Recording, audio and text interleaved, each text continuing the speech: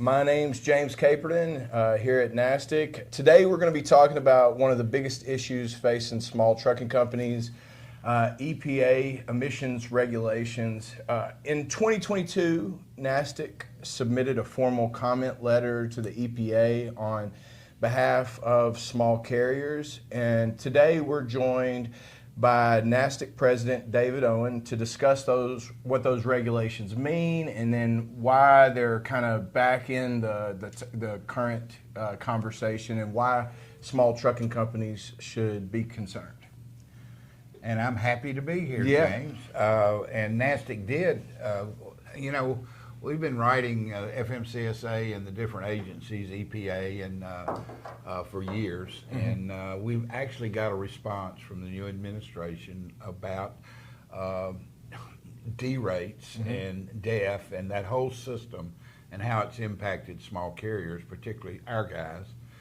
And we got a response. Matter of fact, they instructed the EPA to call us, and we had an hour and 20-minute conversation with the EPA before they actually came out with that the change in the D rate, where it went from 5 miles an hour to 25 or 40 or whatever it went to. Well, let me stop you right there, just so that I know what D rates mean, but I would like you to kind of explain for anybody who's confused of what we're talking about. What are D rates and how do they impact trucks on the road? Okay. Well, obviously everybody wants clean air. The EPA, I think, started coloring out of the lines 25 years ago about with the Green New Deal and attack on fossil fuel and some myths about actually the air quality coming out of a truck, and so they really clamped down on the DEF system. What's coming out, the NOx, the nitrous oxide, which is coming out of the stack. The emissions that are coming out of the stack going into the world. So they came up with this idea, and it went into effect quite a while ago. Well, one of the things that they did that, in my opinion, got wrong mm-hmm. was called a D rate, which means that if the computer system told the driver of the truck, or told the computers that the smoke was above a limit, it stopped the truck. It basically stops the truck completely, moves it down immediately mm-hmm. to 5 miles an hour. So trucks driving down the road, the computer picks up, hey, the emissions that are coming out of the exhaust of the truck are higher than what we're comfortable with. What the limits are. What the limits are. Truck's doing 65 miles an hour down the road. It picks up on that and it drops it to 5 miles. Immediately the truck is disabled down to 5 miles an hour. Now, that's the old rule. So when in 2022, they called us and we wrote the letters and and they went back and changed that. We went through some bells and whistles. We had a lot of negative conversations, I think, with California and the CARB and the people that thought this was always a good idea and the way to do it.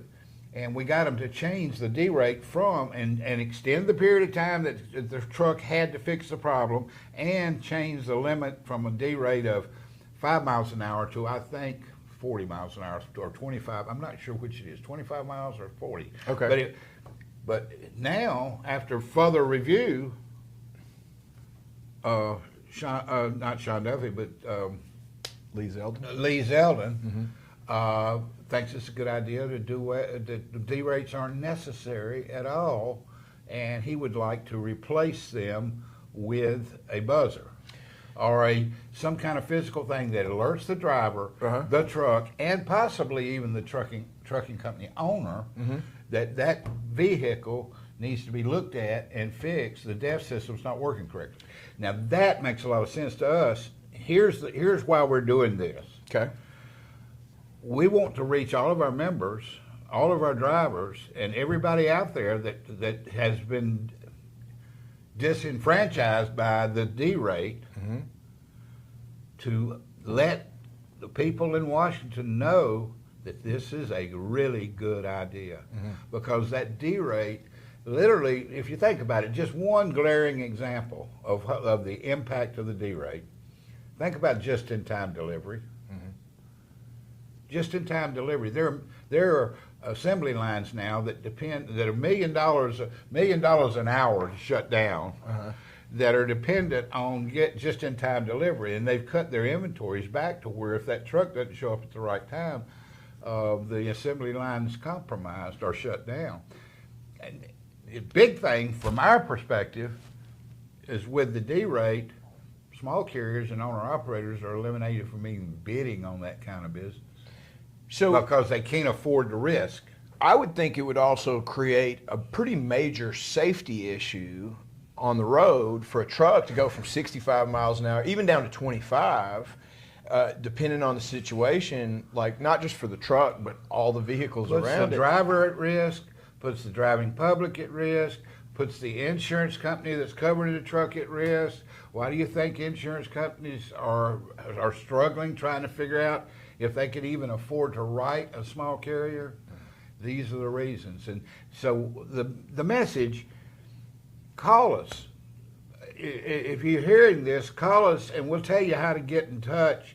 Or we're encouraging to make your wishes known. There's a comment period on what he's proposed, and unfortunately there are a lot of people that are aware of this comment period and the proposal on the other side, not on the small trucking and owner-operator side. So what we're trying to do is just a call to bring up the level of awareness that it's a serious opportunity, a time window, and it's really the first half of the month of August. So we've just got a couple of weeks. A couple of weeks, sit down, get in touch with your congressman, call us for more information. We'll be happy to, whether you're a NASTC member or not, we'd be happy to share what we know about the situation and what's happened up to this point.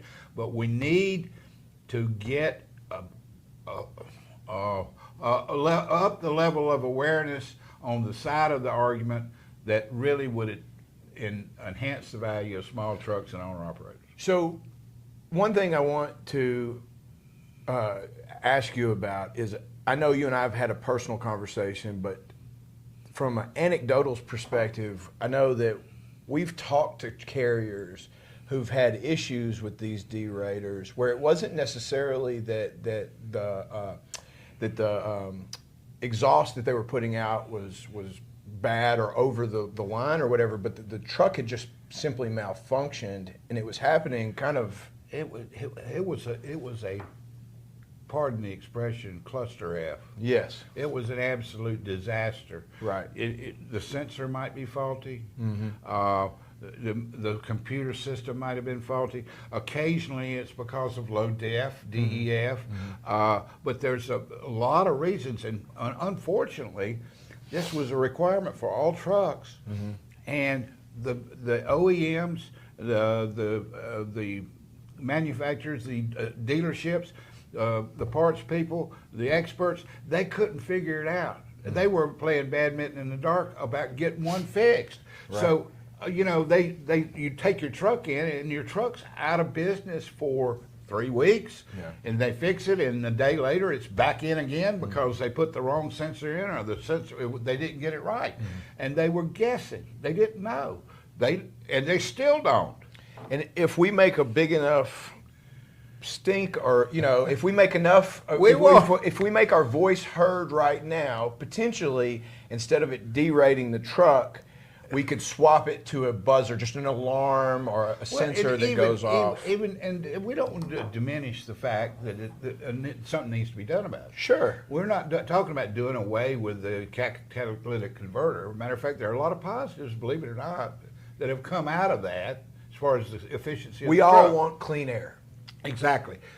However, just think about this. If it is a buzzer system, or if it is a bell, or if it is an annoying thing that goes off every 10 minutes and the driver goes insane. Yeah. Not bad shit. Right. But insane. Yeah, right. Anyhow, if the driver goes crazy listening to it, I think he'll get compliant pretty quick. Yeah. Now, the other thing, we could then take that buzzer electronically in today's great world of technology and have that buzzer registered with the company owner whose authority's on the line, Yeah. and he could document that truck, that time, that place with a date stamp. And maybe that information is something, if you have 2 buzzers that go off in 6 months on one truck, you have to give it to the DOT. So they can actually oversee Use it. that something's happening after the fact, other than us small trucking companies going out of business because what the truck can't produce, it can't haul freight. And the other thing that Washington doesn't understand, never has gotten, small trucking company, you ran a small trucking company, you know what I'm talking about. Mm-hmm. You had 10, 12 trucks. Correct. If you had one of your trucks down for a week, you lost money that week.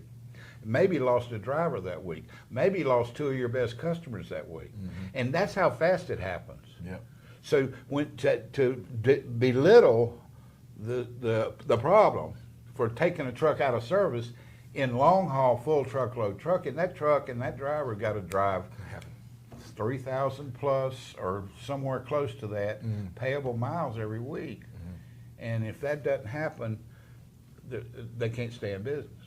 So what we're asking for is for our members, maybe even non-members, trucking companies, people that have, are interested in this topic. And disinterested in this, trying to get it right. And that's what, thank goodness for people like Lee Zeldin that are thinking a little bit out of the box. Yeah. And maybe going against a little bit of the grain of big trucking, because it's not a problem for them. Yeah. It's not a problem for them. It's a huge problem for us. So we're going to provide a link that so they've provided, the EPA has provided an email address to submit your Correct. concerns and any of your feedback on this issue. Correct. And we're going to provide a link to that email address in the description of this video. Correct. And so all we're asking our members, even non-members, small trucking companies. Anybody that wants to know more about this, to call us 1-800-264-8580. Ask for James Caperton, or ask for me. Yeah. But anyhow, we want to try to take these next couple of weeks and let Washington know that Lee Zeldin's on the right track here. And it's really, really, really, every rulemaking that comes out of Washington is preambled with, this is really going to be hard for small companies and owner-operators to comply with. Well, the derate situation and the lack of preparation in the supply chain for sensors. Think about this. And I don't know whether this needs to go out on the air because it's giving information to the enemy. But if the Communist Chinese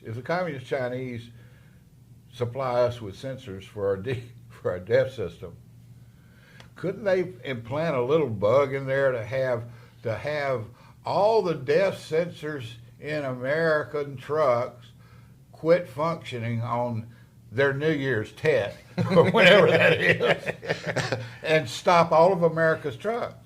Yeah, Now that's a little bit scary. Yeah. That's black helicopter stuff. No, but I'm glad that we have an advocate like yourself, because this is a topic that you've been really big on for a long time. You've talked about it. I've heard you talk about this for hours and hours on end at our annual conferences and on, Well, it's really infuriating to, in my opinion, a lot of the folks inside the Beltway who don't really understand what we do or how we do it or why it's hard making policy. And it seems like to me there's been a lack of recognition that guess who kept us from having shortages during COVID? It was small trucking companies. We didn't have any shortages in medicine, fuel, or food. And they went out there and risked their lives and their family's health and everything else and didn't ask any questions, and the supply chain stayed open despite derates. I can tell you right now, in a national crisis, they turned the derates off in a heartbeat and say, hey, this doesn't apply anymore, keep trucking. yeah. You can get the information on how to make a comment. We want to make it easy for you. It looks like the way they designed it, they wanted it real hard for anybody to make a comment. The email address is something else. I mean, that's why we're going to provide a link. So, anyhow, thanks for listening. If you are, and call me. Matter of fact, if you do decide to make a comment, CC us. Can they CC us? Well, they can copy us. Okay, copy us and let us know. It might be a good lead source. Yeah. If you're not a member of NASTC, you should be. Yeah. Okay, if you're running trucks or you're a small brokerage system, even you could be an affiliated best broker of NASTC. So, thanks for listening.